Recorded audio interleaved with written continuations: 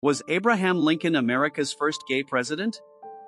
Abraham Lincoln, the 16th President of the United States, is celebrated for his leadership during the Civil War and his pivotal role in abolishing slavery. Beyond his public achievements, Lincoln's personal life has been the subject of extensive scholarly examination and debate.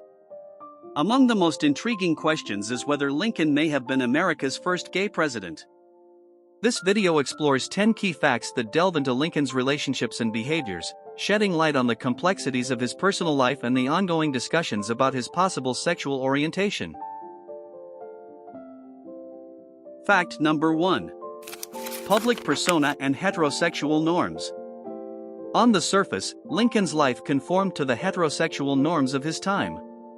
He courted multiple women, eventually marrying Mary Todd, with whom he had 4 sons: Robert, Edward, Eddie, William, Willie, and Thomas, Tad. Lincoln was known for his body humor, often telling jokes about women and boasting about his romantic exploits before marriage. Additionally, he occasionally flirted with Washington socialites, reinforcing the appearance of a typical heterosexual man.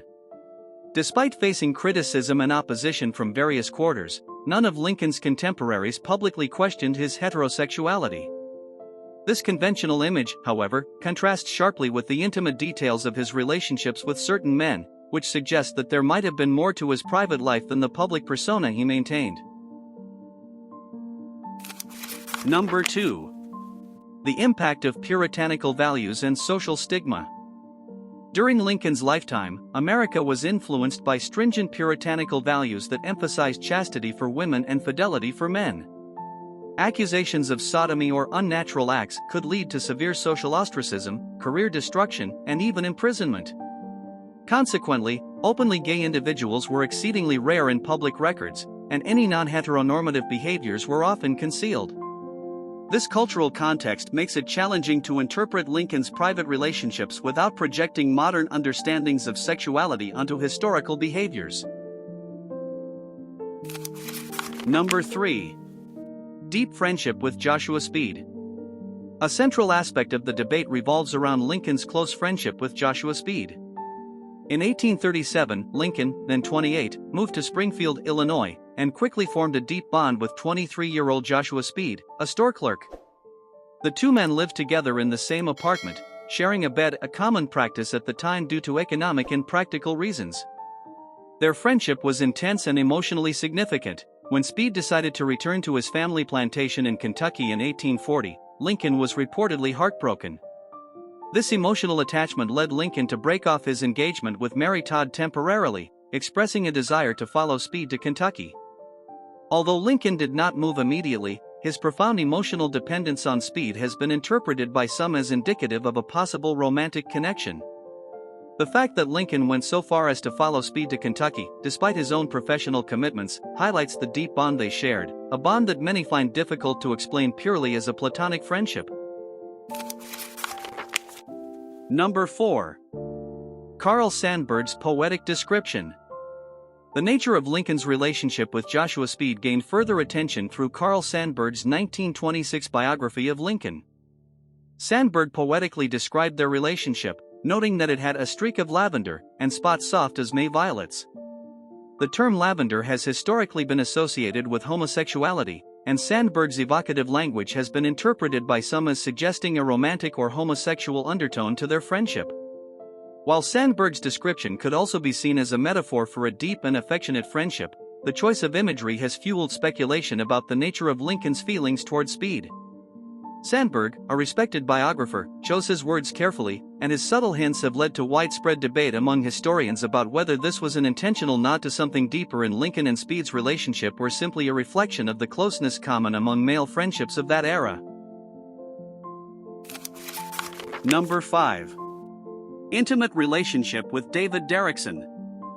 Another significant relationship that has raised questions about Lincoln's sexuality is his friendship with Captain David Derkson, a bodyguard from the Pennsylvania Bucktail Brigade.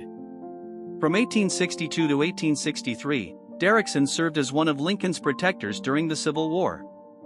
Despite being a family man with 2 marriages and 10 children, Derkson became a close confidant of the president. Contemporary accounts, including an 1895 regimental history, state that Derkson frequently spent nights at Lincoln's cottage, sharing the president's bed and even wearing Lincoln's nightshirt. Additionally, the wife of Lincoln's naval adjutant noted in her diary that a bucktail soldier was devoted to the president and would sleep with him in his absence. These accounts suggest a level of intimacy that goes beyond typical male friendship, contributing to the speculation about Lincoln's sexual orientation.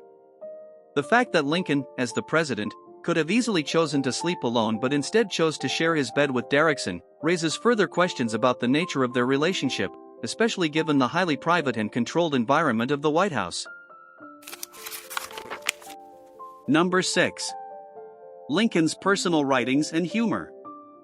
Lincoln's own writings offer another piece of the puzzle. He authored a humorous verse that some interpret as referencing same-sex relationships. For Reuben and Charles have married 2 girls, but Billy has married a boy. The girls he had tried on every side, but none he could get to agree.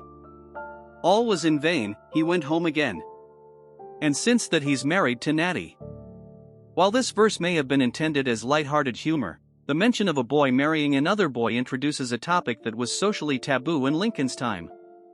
Some historians suggest that this verse reflects an awareness of same-sex relationships, though it does not provide direct evidence of Lincoln's personal orientation. The verse's content, coupled with Lincoln's other writings that often depict men with warmth and affection, adds another layer to the complex picture of his personal relationships, suggesting that Lincoln may have been more open-minded about such matters than previously thought. Number 7. Bed-sharing practices in the 19th century. Understanding the cultural norms of the 19th century is crucial when interpreting Lincoln's bed-sharing habits. In frontier areas like Illinois, it was not uncommon for men to share beds due to limited resources or lodging arrangements. Such practices were often seen as practical rather than indicative of a sexual relationship. However, Lincoln's bed-sharing with Joshua Speed and later with David Derkson, especially given his status as president, adds complexity to the interpretation.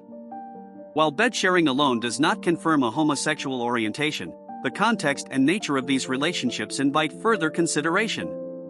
The fact that these instances of bed-sharing occurred not just once but repeatedly over extended periods, with different men, has led some historians to suggest that Lincoln may have had a comfort level with physical closeness to men that was uncommon, even for his time.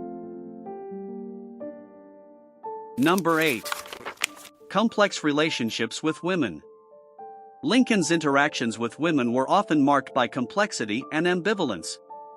Before marrying Mary Todd, Lincoln was engaged to Anne Rutledge, who died in 1835, and later to Mary Owens, whom he reportedly broke off the engagement with because he found her physically unappealing, humorously citing her oversize. His courtship of Mary Todd itself was tumultuous. Lincoln broke off their engagement on January 1, 1841, due to his deep emotional attachment to Joshua Speed, but they reconciled and married on November 4, 1842.